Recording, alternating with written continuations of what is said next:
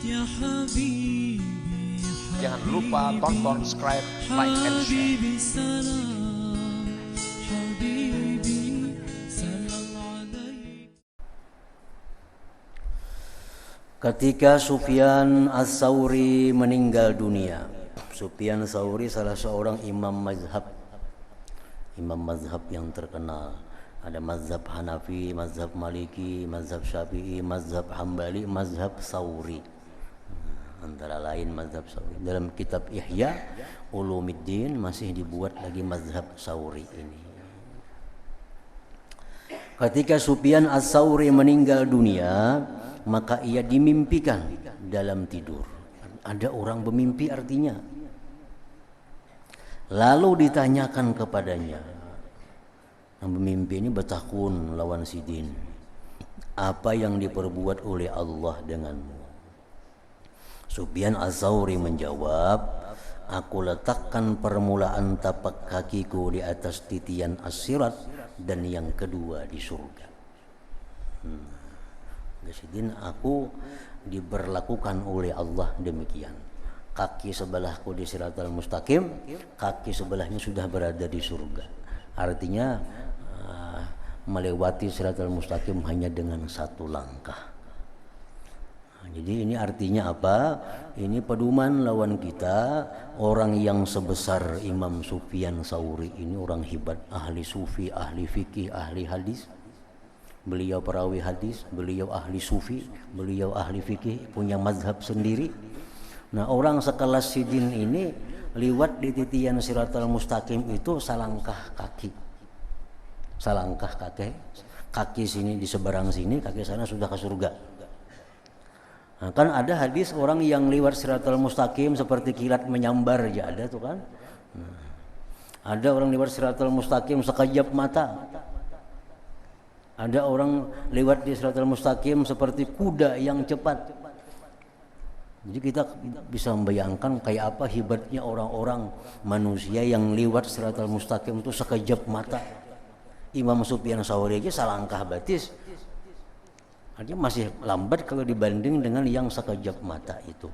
Nah, berarti itu mungkin orang-orang yang luar biasa, yang punya kedudukan sangat luhur di sisi Allah, yang bisa lewat siratal mustaqim sekejap mata itu.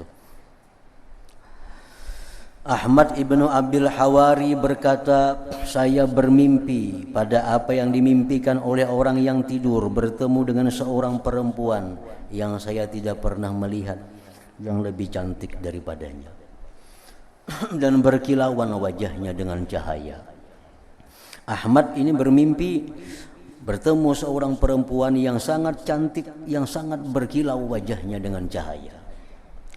Lalu saya bertanya kepadanya, dari apakah cahaya wajahmu itu?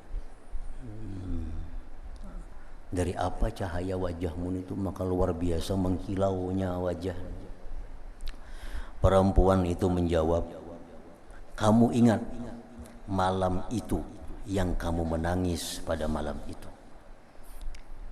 Ingatlah ikam, satu malam engkau menangis karena teringat dosa-dosa, karena teringat kekurangan, teringat kurang adab dengan Allah, lalu engkau menangis, ingatlah.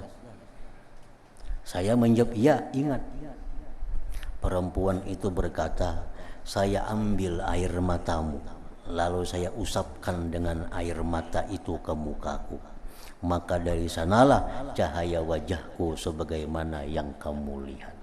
Nah, jadi Ahmad ini suatu malam dia menangis di hadapan Allah, lalu diambil banyu matanya itu, dipusutakannya ke muka oleh si perempuan itu.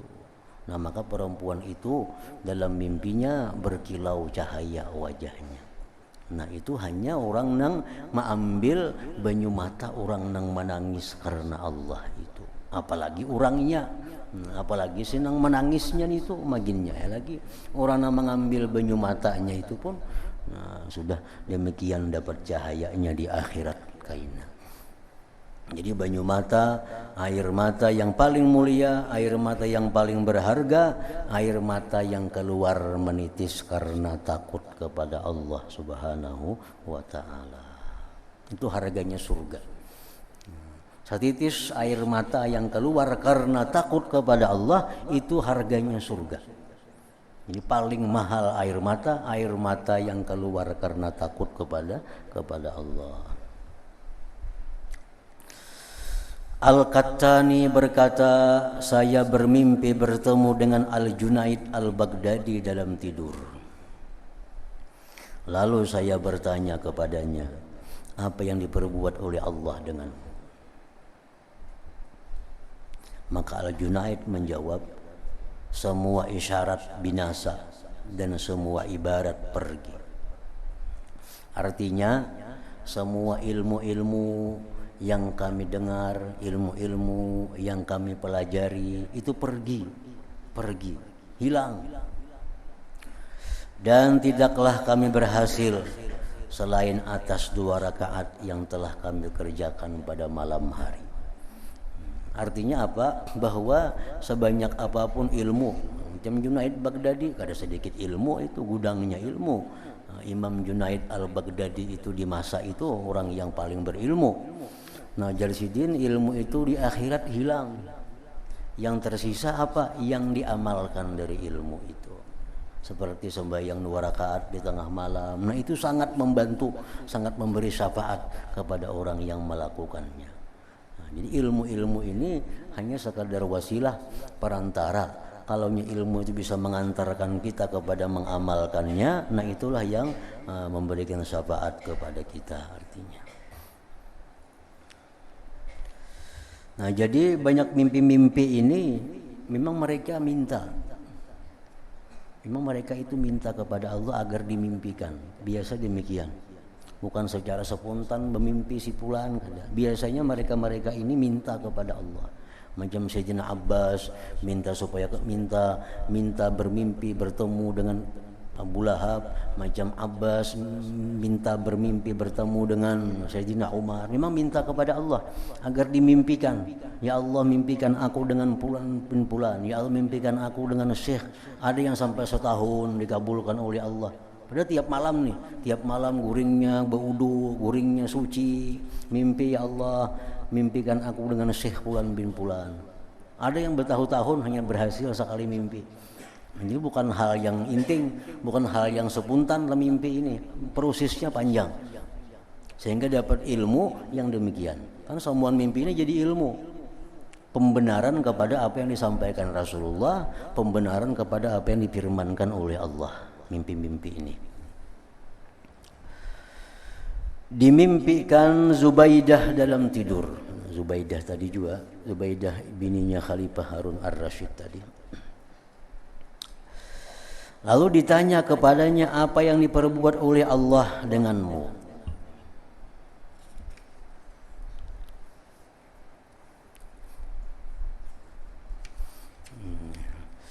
Yang tadi Zubaidah bininya Harun Ar-Rasyid.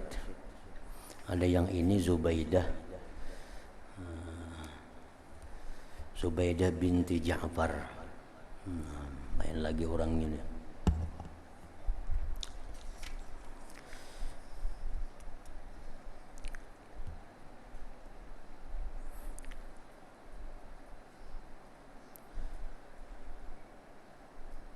Dalam syarah ini disebutkan ra'aitu Umma Ja'far Zubaidah bintu Abil Fadli Ja'far Al-Akbar wa hiya zauju Harun Ar-Rasyid, bininya Harun Ar-Rasyid. Ada yang di sini mengatakan bahwa yaitu juga orangnya, wa ru'iyat Ummu Ja'far Zubaidah bintu Ja'far juga.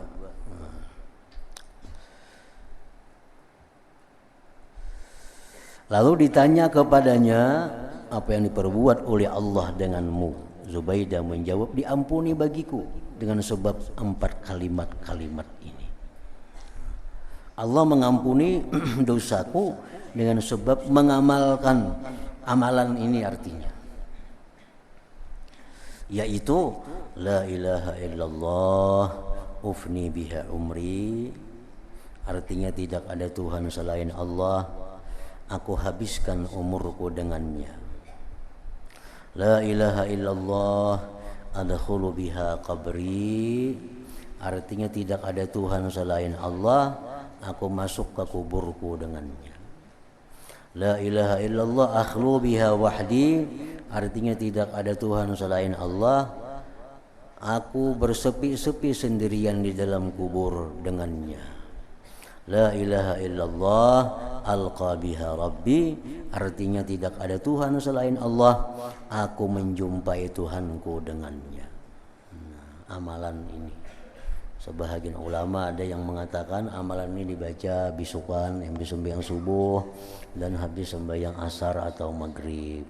La ilaha illallah ufni biha umri, la ilaha illallah adkhulu biha qabri, la ilaha illallah akhlu biha wahdi, la ilaha illallah alqa biha rabbi. Artinya aku mati dengan la ilaha illallah, aku dimasukkan ke kubur dengan la ilaha illallah, aku sendiri dikubur dengan la ilaha illallah, dan aku nanti berjumpa Allah dengan la ilaha illallah. Nah, sebab mengamalkan itu diampuni oleh Allah dosa-dosaku.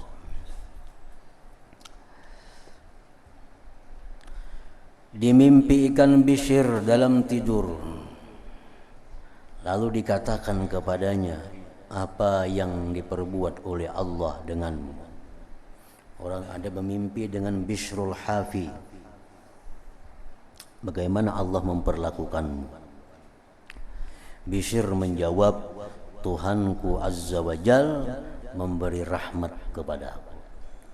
Aku dirahmati Allah. Ini ngarannya bujur-bujur berpulang ke rahmatullah, itu ngarannya. Karena dirahmati oleh Allah.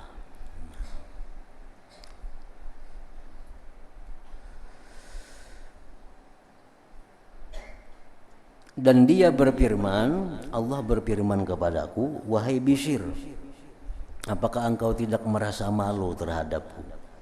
Kamu telah takut kepadaku dengan seluruh ketakutan itu. Apakah engkau tidak malu kepadaku? Engkau selalu takut kepadaku. Padahal aku ini bukan orang yang menakutkan artinya. Dan Allah itu bukan hanya ditakuti, tapi mesti diharapi. Allah bukan hanya ditakuti, tapi diharapi. Sedangkan Bishr ini selalu takut kepada Allah. Lalu dia, Tuhan, apakah engkau tidak malu wahai Bishr? Engkau selalu takut denganku.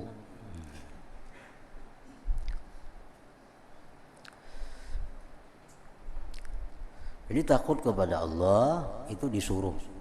Kapanpun takut kepada Allah itu baik, asal jangan membawa kepada putus asa daripada rahmat Allah. Takut kepada Allah itu merupakan sifat kelakuan yang terpuji selama tidak membawa kepada putus asa. Nah, di waktu kita takut kepada Allah dan kita khawatir bahwa ini bisa membawa putus asa, di situ kita disuruh menghentikan takut, pindah kepada raja mengharapkan rahmat Allah. Dimimpikan Abu Sulaiman dalam tidur, lalu dikatakan kepadanya, apa yang diperbuat oleh Allah denganmu? Abu Sulaiman menjawab, dia memberi rahmat kepadaku. Dia memberi rahmat kepadaku. Dan tidak ada sesuatu yang lebih memudaratkan atasku daripada isyarat-isyarat kaum kepadaku. Yang paling membahayakan itu adalah isyarat-isyarat kaum kepadaku. Aku dipadahkan orang paling alim, aku dipadahkan orang ahli ibadat, aku dipadahkan orang wali, itu paling membahayakan. Karena bisa tergelincir dengan ucapan-ucapan seperti itu. Nah, orang-orang yang mengatakan itu orang ahli ibadah, sidin itu orang ahli itu, sidin itu orang saleh, sidin itu orang yang dikasihi Allah. Nah, itu sangat membahayakan. Karena bisa-bisa bangga dengan yang demikian itu dan tergelincir. Abu Bakar Al-Qattani berkata, saya bermimpi dalam tidur bertemu dengan seorang pemuda yang tidak pernah saya melihat lebih bagus daripadanya. Lalu saya bertanya kepadanya, siapa kamu? Pemuda itu menjawab, At-Taqwa. Aku adalah At-Taqwa. Saya bertanya, di mana kamu bertempat tinggal? Pemuda itu menjawab, setiap hati yang sedih. Setiap hati yang sedih. Artinya takwa itu Nah, kada jauh dengan hati yang sedih. Karena seseorang dengan hati yang sedih itu biasanya ingat kepada Allah. Dengan hati yang sedih itu biasanya orang kada akan melakukan kemaksiatan. Dengan hati yang sedih biasanya orang kada akan berkelakuan macam-macam, bagus, tunduk, khusyuk. Hati sedih. Jadi takwa itu letaknya di hati yang sedih, ujar si pemuda tadi. Kemudian ia berpaling, pemuda tadi berpaling, maka tiba-tiba ada perempuan hitam. Lalu saya bertanya, siapa kamu? Perempuan itu menjawab, saya adalah penyakit. Saya bertanya, di mana kamu bertempat tinggal? Perempuan itu menjawab, setiap hati yang bersenang-senang lagi sombong. Nah, di hati yang suka, di hati yang gembira, itu biasanya menimbulkan kemaksiatan. Dengan gembira, dengan sukaria, dengan hati yang nyaman, biasanya kita mudah untuk melakukan kemaksiatan. Nah, dengan hati yang lapang, dengan hati yang gembira, kita suka membuang-buang waktu dalam keadaan sia-sia. Nah, tapi kalau hati sedih, samuan kita kulir. Hati sedih, samuan jadi malas untuk melakukan kejahatan-kejahatan, melakukan kemaksiatan. Abu Bakar Al-Qattani terus berkata, lalu saya terbangun dan saya berjanji bahwa saya tidak akan tertawa kecuali karena terpaksa. Abu Sa'id Al-Kharraz berkata, saya bermimpi dalam tidur seakan-akan iblis melompat kepadaku. Bermimpi seakan-akan iblis itu melompat kepadaku. Maka saya mengambil tungkat untuk memukulnya. Maka ia tidak takut daripadanya. Dipukul dengan tungkat ini kada takutan si iblis ini. Lalu suara memanggil kepadaku, sesungguhnya iblis tidak takut dari tungkat ini. Hanya saja ia takut dari nur yang berada dalam hati seseorang. Kalau hati orang itu bercahaya, hati orang itu beriman, maka iblis takut daripadanya. Kenapa? Karena akan menemui kegagalan dalam setiap godaan-godaannya. Amun diancam lawan tungkat, iblis kada takutan ninya. Diancam lawan kacamati, kada takutan iblis. Tapi kalau kita hati kita bagus, hati kita bersih, hati kita bercahaya dengan kebaikan, nah iblis takutan. Takutannya apa? Karena sia-sia godaan-godaan yang diberikan kepada orang yang punya hati bercahaya tadi. Al-Masuhi berkata, saya bermimpi bertemu dengan iblis yang berjalan dengan telanjang. Lalu saya bertanya, apakah kamu tidak merasa malu dari manusia? Wah, iblis kamu telanjang kada sopan enggak? Maka iblis menjawab, demi Allah, mereka adalah orang-orang yang jikalau mereka itu termasuk manusia, niscaya aku tidak mempermainkan dengan mereka pada pagi dan sore hari, sebagaimana anak-anak bermain-main dengan bola.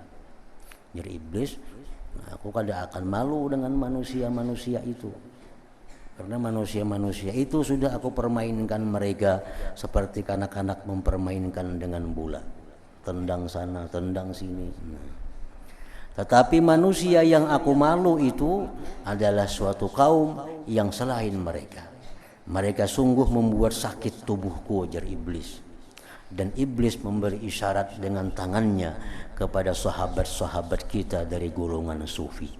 Nah, dengan orang-orang yang mengamalkan ilmu tasawuf, nah itu iblis merasa sakit, merasa malu, karena mereka kada bisa dipermainkan. Orang-orang ahli sufi, orang-orang yang mengamalkan ilmu tasawuf itu kada bisa digoda dengan godaan apapun.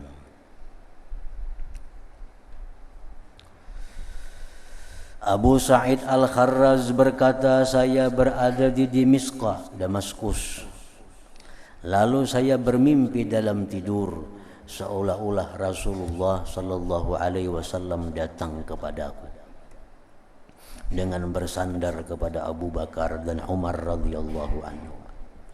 Lalu beliau datang dan berdiri di hadapanku, dan saya mengatakan sesuatu dari suara-suara, dan saya mengetuk pada dadaku. Artinya, dan saya mengatakan sesuatu dari suara-suara, dan saya mengetuk pada dadaku. Ujar Abu Said, lalu saya bernyanyi-nyanyi, bersair, berkasidah, sambil aku menepuk-nepuk dadaku. Lalu beliau bersabda, Nabi bersabda, ujar Nabi, kejelikan ini lebih banyak dari kebaikannya. Syair-syair itu, ujar Nabi, lebih banyak jeliknya daripada baiknya. Karena orang yang bersyair-syair itu biasanya diliputi dengan hal-hal yang negatif, hal-hal yang kada baik. Nah, jadi kejelikan bersyair-syair itu, ujar Nabi, lebih banyak dari kebaikannya. Memang dalam kitab-kitab adab disebutkan bahwa orang yang suka bersyair itu orang yang tidak muru'ah, orang yang tidak punya harga diri, kehormatan diri. Yang ketujuh bersyair, ketujuh belagu, walaupun yang dilakukannya itu adalah puji-pujian kepada Rasul, walaupun puji-pujian kepada Allah, tapi ketujuh belagu-lagu, nah itu banyak ada baiknya daripada baiknya, karena akan menimbulkan keriaan, meminta puji dan sebagainya, biasanya dilakukan dengan syair-syair itu. Dari Ibnu Uyainah, ia berkata, saya bermimpi bertemu dengan Sufyan Ats-Tsauri. Sufyan bin Uyainah. Di masa itu ada dua tokoh yang namanya sama-sama Sufyan. Satu Sufyan ibnu Uyainah, dua Sufyan Ats-Tsauri. Ini ia murid, ia guru. Sufyan bin Uyainah punya guru Sufyan Tsauri. Sufyan Tsauri pun ada juga berguru kepada Sufyan bin Uyainah. Jadi itu satu masa. Sufyan bin Uyainah berkata, saya bermimpi bertemu dengan Sufyan Tsauri dalam tidur, seolah-olah ia di surga, terbang dari satu pohon ke pohon yang lain. Memang roh orang baik, roh orang yang baik itu diletakkan oleh Allah di burung, di taman-taman surga. Lalu ia terbang ke sana kemari, kemana ia menghendaki. Aku melihat Sufyan Ats-Tsauri di dalam surga terbang dari satu pohon ke pohon yang lain. Seraya berkata, "Limisli hadza falyamalil amilun."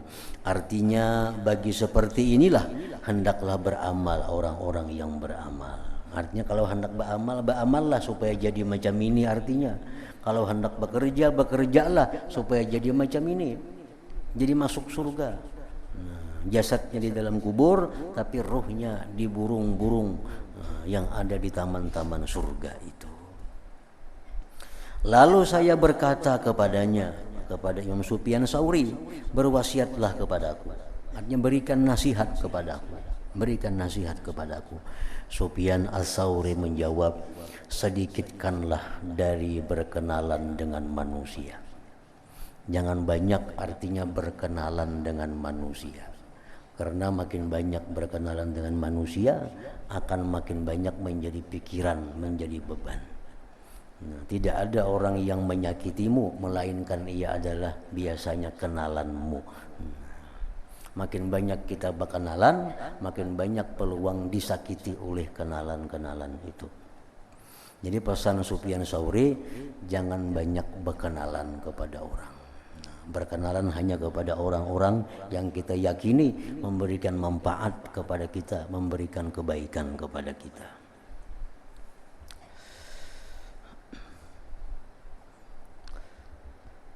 Abu Hatim Ar-Razi meriwayatkan dari Qabisah bin Uqbah. Qabisah bacaannya, ini Qasibah tulisannya. Qabisah bin Uqbah, ia berkata, saya bermimpi bertemu dengan Sufyan Ats-Tsauri. Lalu saya bertanya, apa yang diperbuat oleh Allah denganmu? Maka Sufyan Ats-Tsauri menjawab dengan syair, nazartu ila rabbi kifahan faqala li hani'an ridha'i anka ya ibna sa'idi faqad kunta qawwaman idza azlama ad-duja bi'ibratin mustaqin wa qalbin hamidi padunaka fakhtar ayya kasrin aradtahu wa zurni fa inni minka ghairu ba'idi. Ujar Sufyan Tsauri, aku memandang kepada Tuhanku dengan berhadapan. Maka dia berfirman kepadaku, berbahagialah kamu dengan keridhaanku kepadamu wahai Abu Sa'id. Sungguh kamu banyak berdiri apabila malam telah gelap dengan air mata orang yang rindu dan hati yang sakit. Maka ambillah lalu pilihlah istana mana yang kamu kehendaki dan kunjungilah aku, sesungguhnya aku daripadamu tidak jauh. Nah, kemudian dimimpikan lagi Imam Ash-Shibli radhiyallahu anhu setelah ia meninggal dunia 3 hari. يا حبيبي Jangan lupa tonton, subscribe, like, and share. حبيبي سلام